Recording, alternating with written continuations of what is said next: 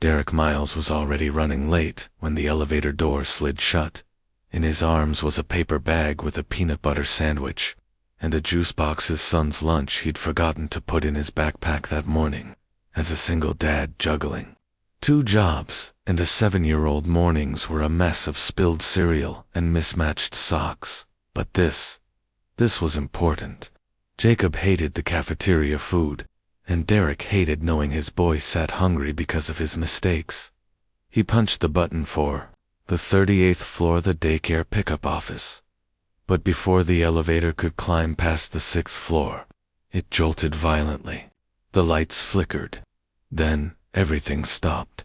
Derek braced himself against the wall, cursing under his breath. That's when he noticed he wasn't alone. In the opposite corner of the elevator, impeccably dressed in a tailored suit and staring at her phone like it was oxygen, was her. Miranda Cole, CEO of the $3 billion company whose name adorned the skyscraper.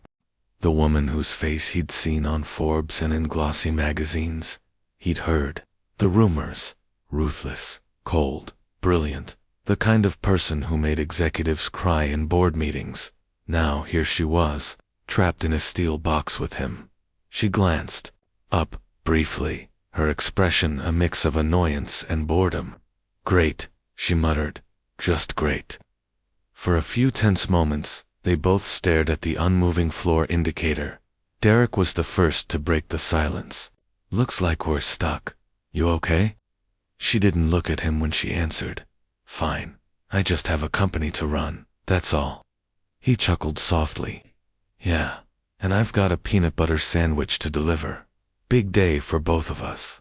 Something flickered in her eyes, confusion, amusement. But she stayed silent. Minutes ticked by. The air grew warm. He could feel his pulse pounding. He hated tight spaces. He closed his eyes, trying to calm himself. That's when her voice, sharp but quieter now, cut through his thoughts. "Why do you look so calm? Most people panic by now." Derek opened his eyes and met hers. "Because I can't afford to panic. My son needs me to show up. He's been through enough already." She tilted her head, so he told her how his wife had passed away 3 years ago. How he'd worked 2 jobs just to keep a roof over their heads. How he packed lunches at midnight and folded laundry on his break. How Jacob still sometimes cried himself to sleep, asking for mommy. And as the minutes stretched on, she listened. Really listened. By the time the intercom crackled and a voice announced they'd be freed shortly, something had changed. In her eyes, in the air between them. When the doors finally slid open and she stepped out first, she paused and turned back to him. "What's your name?" she asked. He hesitated. "Derek Miles." She nodded once, as if filing it away. Then she was gone. 3 weeks later, Derek was called to HR at his night job in the same building. His heart sank, assuming the worst. But instead, they handed him a letter. A full-time position. Double his current pay.